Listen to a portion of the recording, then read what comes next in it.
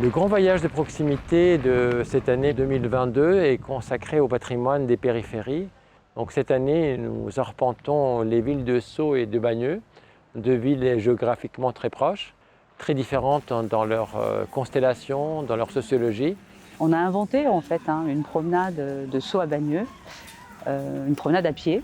On a défini finalement une géographie qui est un vrai point commun aux deux villes.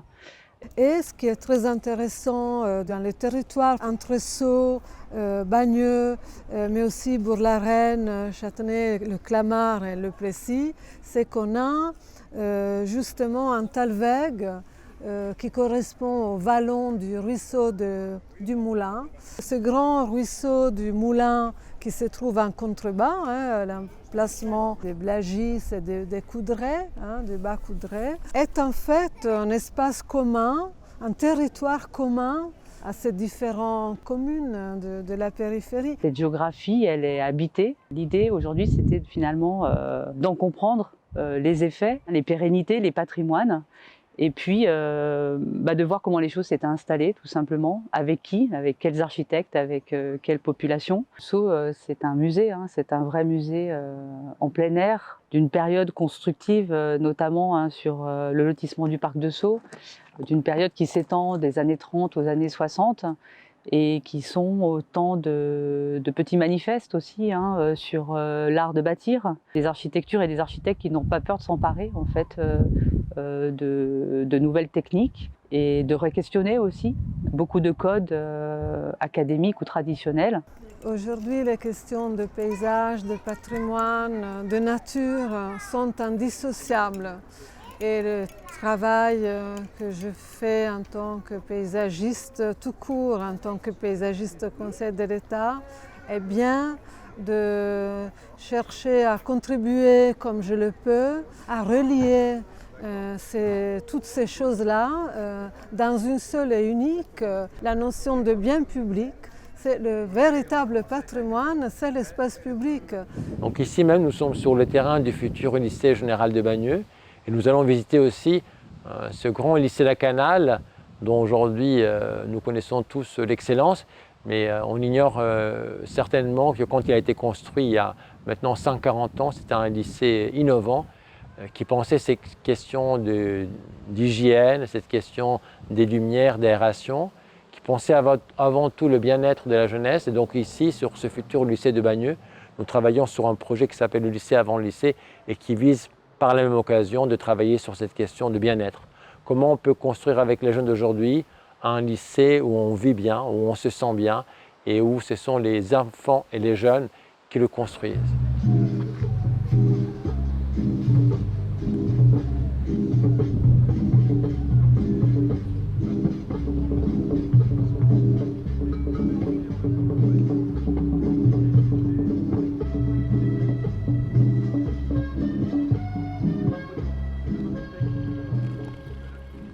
Parmi les visites phares de cette année, c'est aussi le bâtiment Y. Le bâtiment Y a été construit dans les années 80.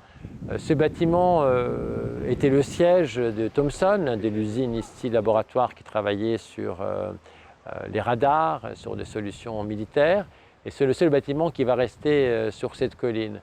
C'est un bâtiment remarquable. C'est aussi aujourd'hui la permanence du lycée avant le lycée. Et donc nous allons aussi le visiter avec des artistes pour voir comment est-ce qu'un bâtiment abandonné, qui va être en cours de réaffectation, peut trouver de nouveaux usages avec les artistes du spectacle vivant.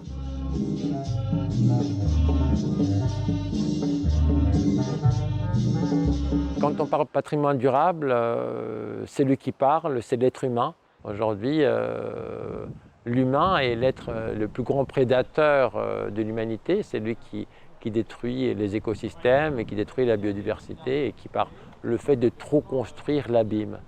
Donc le fait de venir symboliquement avec son corps, avec ses mouvements acrobatiques, c'est peut-être une intervention plus douce, plus nomade, de dire qu'on n'a pas besoin de construire partout, que nous pouvons reconstruire, qu'avec le corps, nous pouvons réutiliser aussi des bâtiments existants, mais c'est aussi attirer le regard sur ce qui est plus important.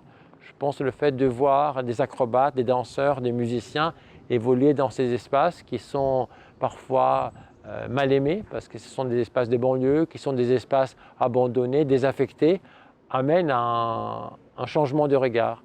Donc je pense que c'est aujourd'hui où on n'a plus besoin peut-être des arts performatifs comme du divertissement, on a plutôt besoin d'un art du spectacle vivant plutôt sémantique, philosophique, où ce qu'on fait avec le corps vient poser des questions, vient nous permettre à regarder autrement un paysage et à les sublimer, à différencier, mais aussi à se poser des questions. Est-ce que ce sol est agréable? Est-ce que ce sol permet de marcher, de faire de l'acrobatie?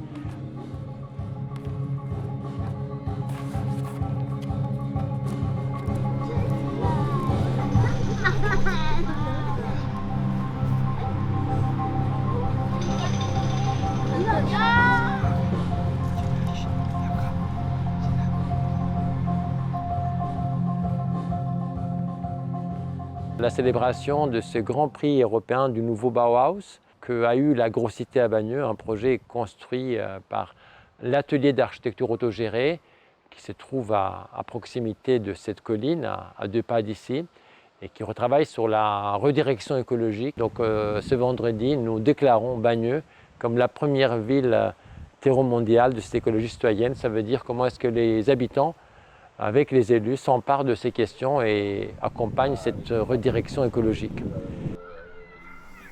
Nous sommes Constantin Petcu et Dana Petrescu, cofondateurs de l'atelier d'architecture autogérée, qui est une pratique d'architecture activiste et de recherche, qui a comme principale caractéristique le fait de mettre en place des espaces avec une gestion participative. Donc, ce qu'on appelle une architecture autogérée, une architecture avec une gouvernance basée sur des principes de bien commun. La deuxième dimension importante, c'est la dimension écologique des espaces que nous initions.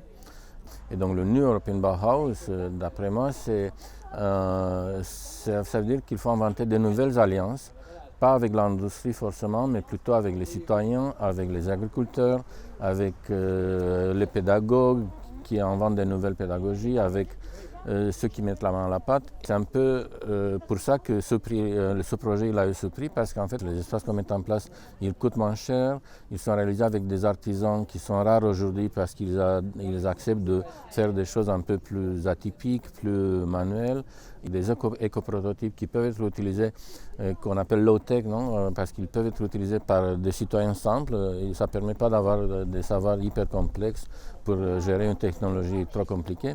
Et donc c'est un autre type d'alliance qui a la portée des mains des citoyens. Donc c'est un autre type d'espace urbain, c'est un autre type d'équipement urbain, c'est un autre mode de vie. Un gros animal. Je vois sa bouche.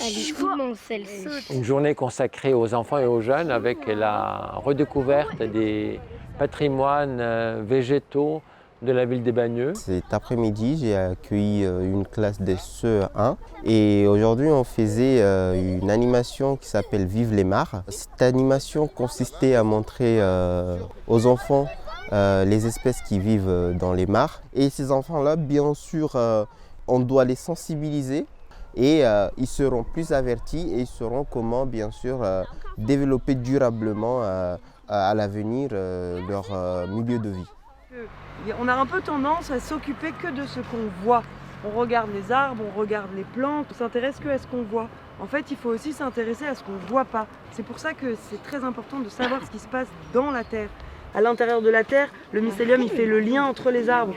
En fait, c'était une action pour sensibiliser autour du rôle du sol et les champignons comme acteurs principaux dans cette richesse du sol. Et pour nous, c'était très important de travailler ici parce que c'est un espace très particulier, dans une gestion très libre, dans beaucoup d'espaces laissés en friche. Donc c'est une zone en forte biodiversité qu'on ne trouve pas beaucoup dans les villes autour de Paris. Donc cette question de parler du végétal est une question, je dirais, de première nécessité. Donc c'est peut-être pas trop tard de changer de paradigme et de se dire aujourd'hui ce qui va être plus important, comme on peut le voir au lycée La Canale, c'est d'abord de penser les espaces végétaux, c'est de nouveau revégétaliser tout ce qui était bitume. Ici, on avait un parking. Aujourd'hui, la nature commence à reprendre ses droits. Donc, c'est une question fondamentale sur laquelle la solution n'est pas simple. Mais notre action artistique, citoyenne, politique doit mener vers ça.